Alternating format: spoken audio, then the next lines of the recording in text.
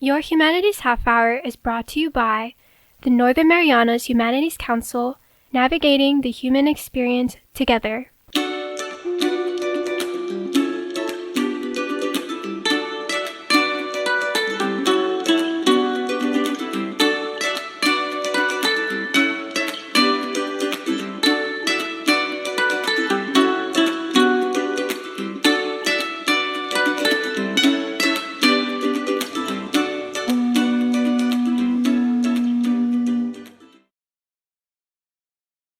Hafide Tiro, and welcome to Your Humanities Half Hour. I'm Catherine Perry. It was 6 years ago that Super Typhoon U2 hit the Marianas. It was the second strongest storm on the planet that year. And would you believe that to this day, we are still collecting marine debris from that storm? Here to tell us more about it from the Mariana Nature Alliance, or MENA, is one of their marine biologists, Dave Benavente. Dave, welcome. Welcome, or thank you for welcoming me. Yeah, you're usually out in the field, so thanks for taking time to come into the studio today. Sit down, enjoy a little air conditioning. yeah, for sure. It's really hot out there right now. What's your U2 story? What was it like for you? I think my U2 story was I'm never really prepared for typhoons. I like to wait until the last minute so the house doesn't get too hot. So I remember boarding up like right when the winds were starting to pick up, and then during the storm the roof was starting to go. Well, my garage roof was starting to fly off, and I had a semi-new car that I wanted to try and get out of the garage, and I opened the door to try and move it out, but like as I was opening the door, the roof started to just come down, and luckily enough my wife was there to like pull me back in before the roof kind of like crashed on me.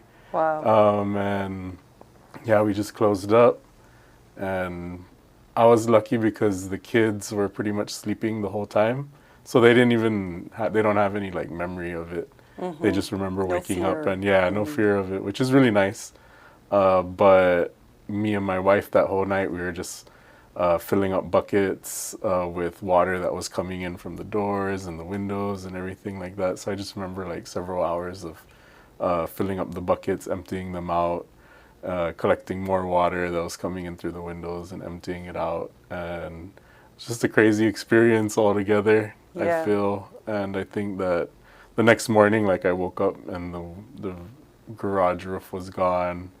There was tin everywhere. There was just like, several big trees were down, and where we live there's a lot of old mango trees, and several of those went down too. So I was really surprised by its strength.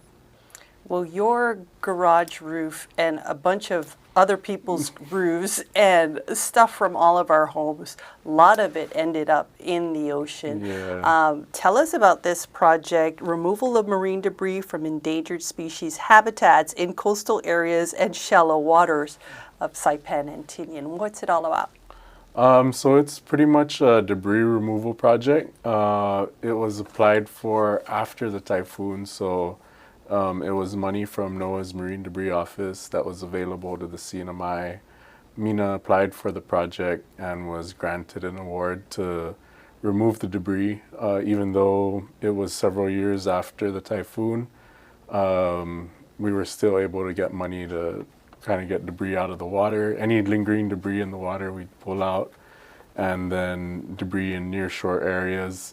I think the endangered species is just the habitat. So like a lot of our habitat is home to turtles and corals that are endangered.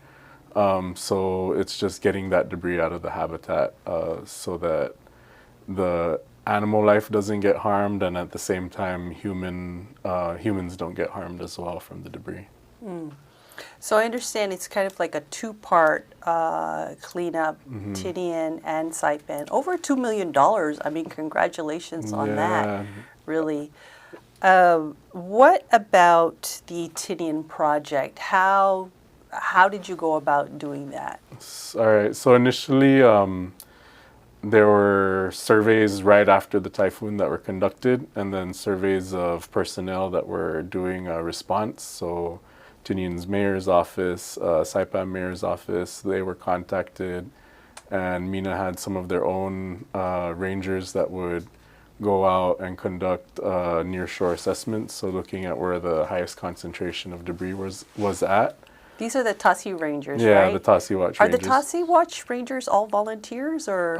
Yeah, they are. Wow. They're like recently graduated students That's from high amazing. school or like early college students, and they join MENA's Tasi Watch Rangers, and they do receive small stipends for the work that they do, but primarily it's volunteer work. But they're getting good experience with this project. We've been able to scuba certify a lot of rangers to help with the underwater surveys, to help with a lot of the activities that we've conducted with this project. So they helped with the assessments. How did you guys go about doing these assessments? So we had the initial reports of where the debris was at. When we get those reports, we worked with one of our subcontractors, and they would, together we'd conduct assessments of the area, so we'd get in the water. A lot of times it was towing. We'd tow each other along with the boat.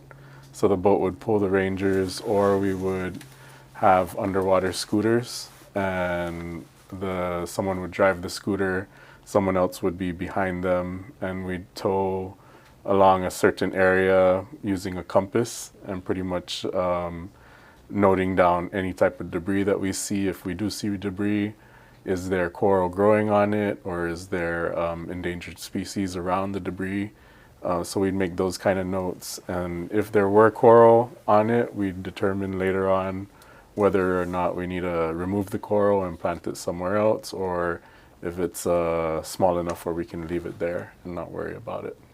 You did that quite a bit in Tinian, I understand. Yeah, well, both, I think, Saipan and Tinian, it was pretty okay, extensive. okay. Yeah. I didn't realize we had endangered coral here. We have one species of endangered coral. It's kind of hard. It's an ESA listed species. So What's it's, ESA? Endangered Species Act. Okay. Yeah, so it's a ESA listed species, which is a federal system, and it says that these corals are rare or scarce within these habitats.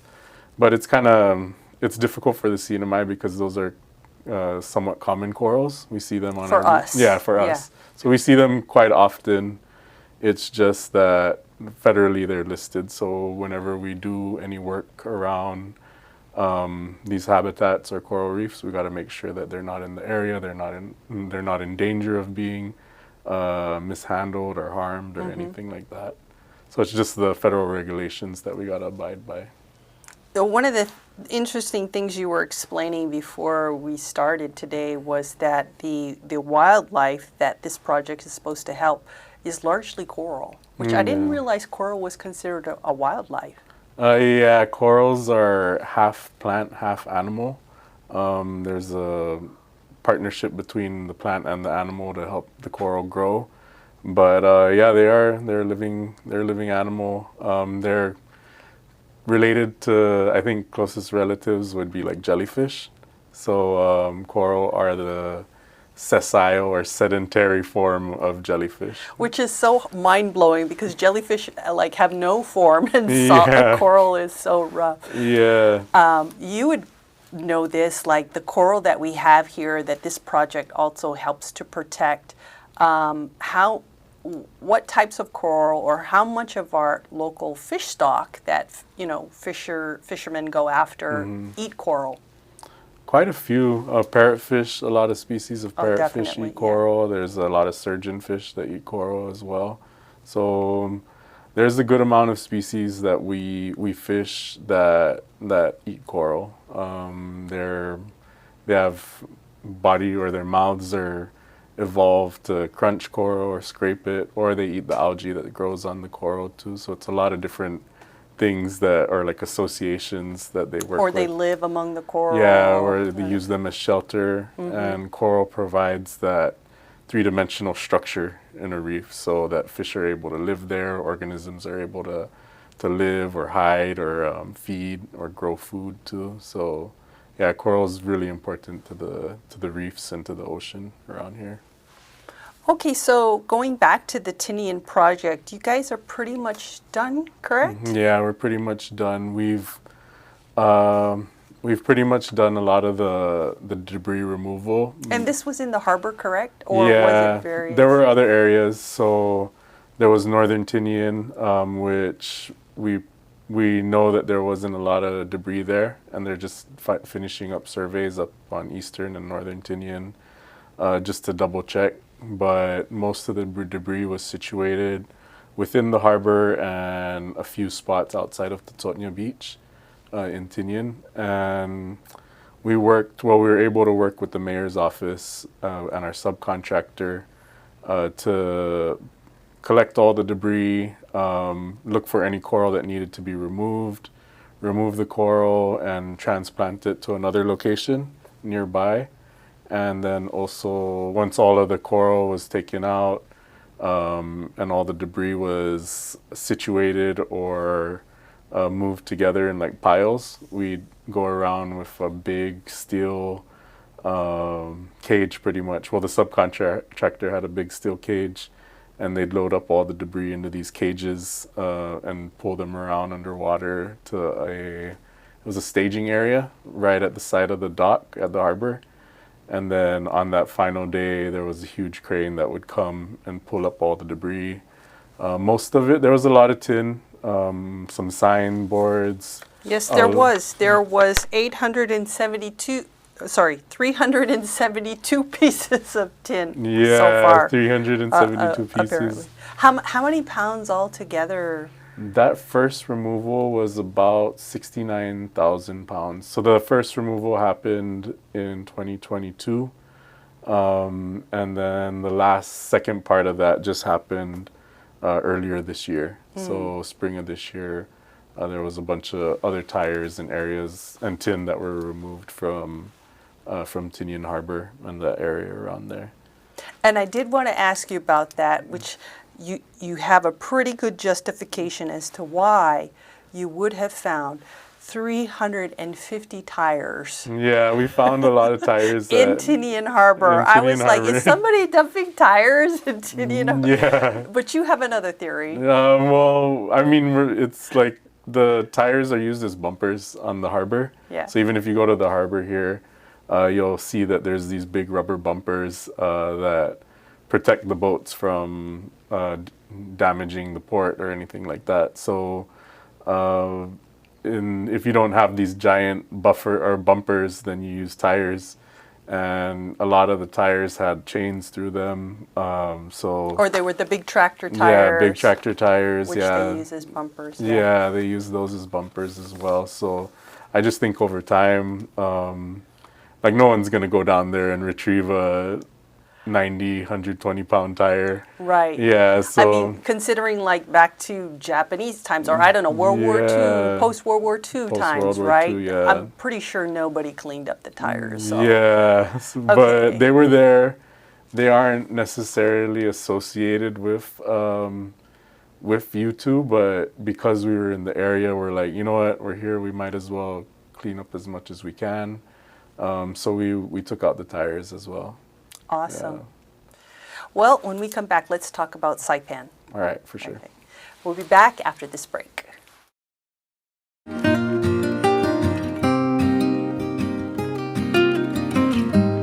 Hafaday, Zantiro. I'm Leo Pangilinan with the Northern Marianas Humanities Council. We'd like to take a moment to thank our generous sponsors who have made possible the many programs in our community like this show. We couldn't have done it without them. And if you value the work we do and would like to make a contribution to our efforts, we ask that you consider making an in-kind or cash contribution to the Northern Marianas Humanities Council. Any amount is appreciated, and donations of up to $5,000 qualify for an educational tax credit. We appreciate your partnership and support. Sidus Maasi, Olomai, and thank you.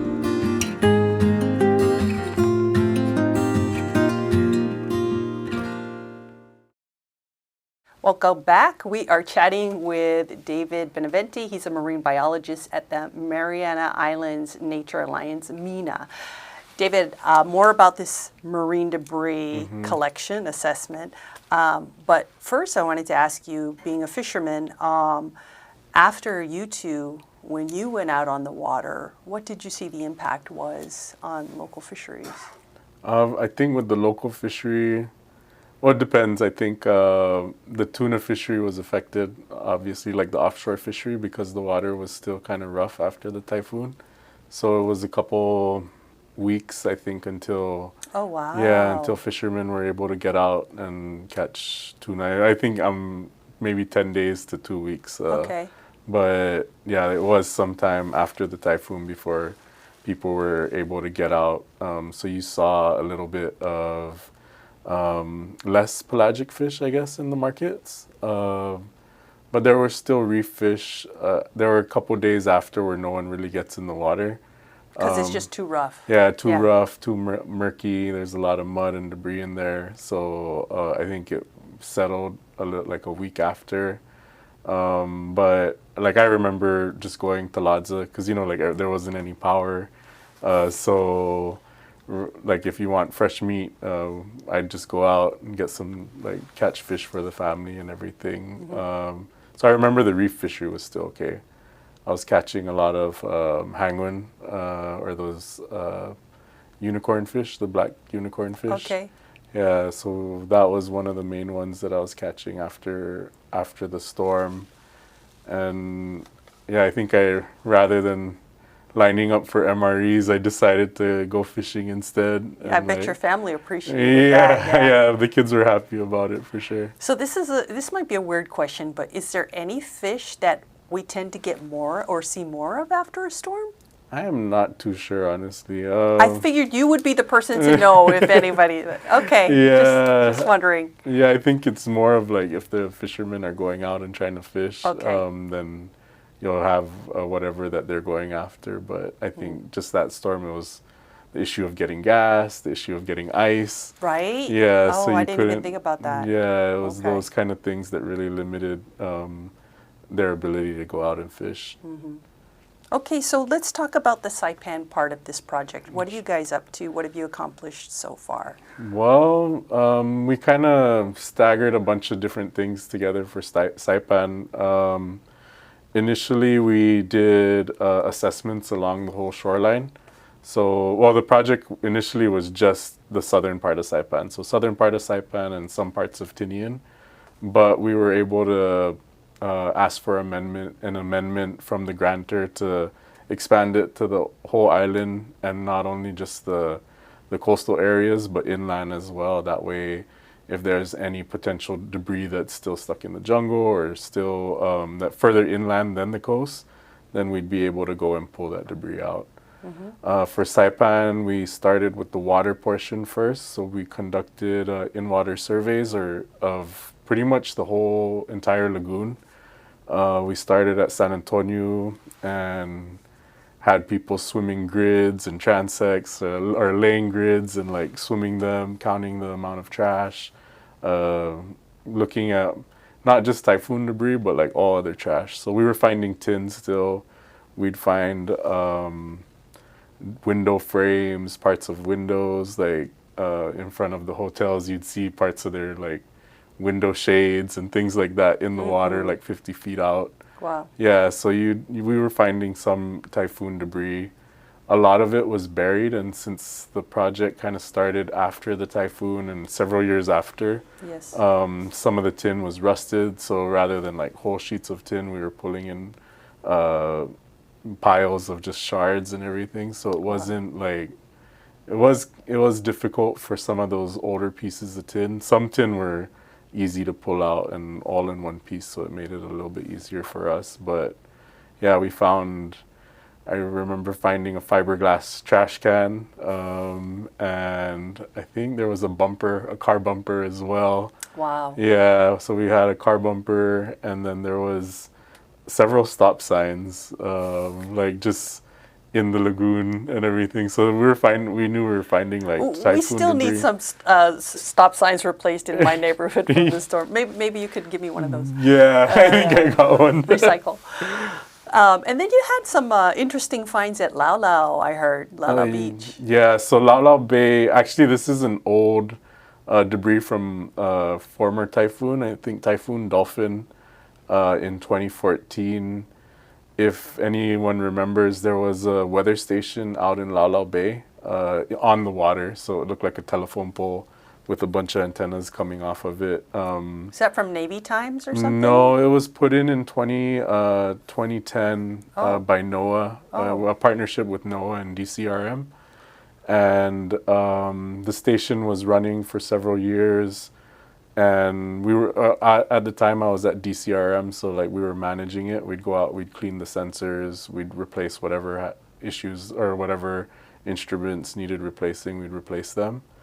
And then in 2014, Typhoon Dolphin broke it in half and pretty much like knocked it, took it offline.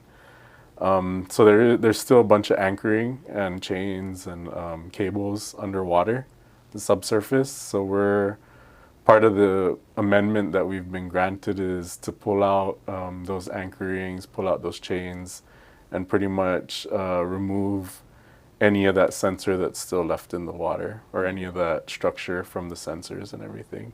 So that'll be kind of like one of the last projects that we finish up this year with, and then the grant ends this year. So that's kind of like the culmination. I'm really happy about it because I worked on that station, I managed it, and then when it broke down, it was like, okay, we don't have any funds to remove it. And then now working at MENA, being able to take out whatever debris is left, I feel like the project is finally complete. Like, okay, we can take out this debris that's been here for several years, 10 years already. So it's been there for 10 years, and kind of clean up the area that was damaged by by those chains and by those anchorings. So I feel like it's a really good thing that we're able to do that and complete this project. Is that at Lau Lau Beach? It is closer to East Bay, yeah. So if you go to East Bay, and you swim out to the west a little bit, you'll see, if it's underwater, but you'll see like some anchoring and chains and stuff. Okay. But yeah, we're excited to be able to pull that out in the next few months. And as you mentioned, your grantor really allowed you to expand this beyond just the ocean to the entire island. I know you supported the Hotel Association when they had their Tourism Month cleanup, picking up the trash that they collected. But especially with the schools recently opening, you guys did a lot for the schools. Yeah, over the summer we worked with PSS to remove debris from the schools, the campuses. So we were able to take out about 60 tons, so close to 120,000 pounds of debris was removed from the schools. And a lot of the schools are close to the coastal areas. Some of them are right next to it, like Hopwood. So we were really happy to get that debris out because if there were ever another typhoon, knock on wood, we wouldn't want any of that debris to potentially get back into the marine environment. Right. So it was a really good partnership with the schools. We got all of the public schools and most of the private schools taken care of, and I think we did several central offices as well to get some of their debris out. So it was a really good project overall. Wow. So really this grant, even though it was first intended for just the water areas, is really helping the entire island. How much have you collected, or how much do you think you're going to have collected by the end of this year when the grant closes? So right now we're already at 180,000 pounds. And initially, our first, I guess what we proposed in the grant was 100,000 pounds. Like, or 80,000 pounds. We're like, we'll get 80,000. You were so wrong. Yeah. And I think just working with the schools and like seeing like, hey, what kind of trash do you guys have? Is there anything left over from the typhoon? Can we take it? And then seeing the amount of trash that was still there and just being able to pull it out was like it's like, okay, yeah, we're going to reach our goal and then some, and we've pretty much doubled it so far. So I'm expecting about 200,000 pounds of debris. Most of it is anything that can be recycled is being recycled, but we're hoping that not all of it is recyclable. A lot of the tin and stuff is degraded to the point where it can't be recycled. So we're just happy to be able to get it out of the environment, get it to the landfill, or get it sent off, and just pretty much remove that potential marine debris out of the system or out of the environment. So having been with the project from the beginning, now coming to the end, what's your takeaway from it as a member of our community, as a fisherman, as a marine biologist, having seen everything gone through the typhoon? What are your thoughts? I think it's really good. I wish there was a way where we could have secure, or where we could have funds set up so instead of where we're reactive, like, oh, there's a typhoon, we just got hit by a super typhoon, we need to apply for a grant to get this debris out. It would be really useful if we had funds already dedicated to that, like grants, or the grants set up so that if in fact there was a typhoon, we can respond quicker rather than waiting 2 to 3 years for the grant to come, or to apply for the grant to get it awarded. To start the work. Yeah, that makes sense. Yeah. And because we know we're going to have typhoons, hopefully never as strong as Super Typhoon U2 again, but we're definitely going to have marine debris again. Yeah, definitely. So that's a good idea. Yeah, so I think that's just my main thing, is if we're able to be proactive about it and get those grants ahead of time, or put places in the grants that we already have to respond to these kind of natural disasters, I think it'd be really helpful. Well, thank you so much for No bringing us problem. up to speed on the marine debris collection project of BINA. Any final thoughts before we send you back out into the field and into the sun and into the heat? No, I like the field and the sun and the heat, so I'm happy to go back out. I think any final thoughts? If you do have debris that could, I don't know, potentially get into the environment, you should, I guess before the typhoon hits, you should try and get rid of the debris. I know the mayor's office is working with village cleanups, so if you do have any lingering debris, get it out and get rid of it, and take advantage of the opportunities to get the debris out of the environment. Thanks, Dave. Appreciate all you guys are doing. Thank you. Our guest today has been Dave Benavente. He's a marine biologist at the Mariana Islands Nature Alliance, or MENA, sharing with us about the almost completed project about marine debris collection in Saipan and Tinian. This has been your Humanities Half Hour. I'm Catherine Perry.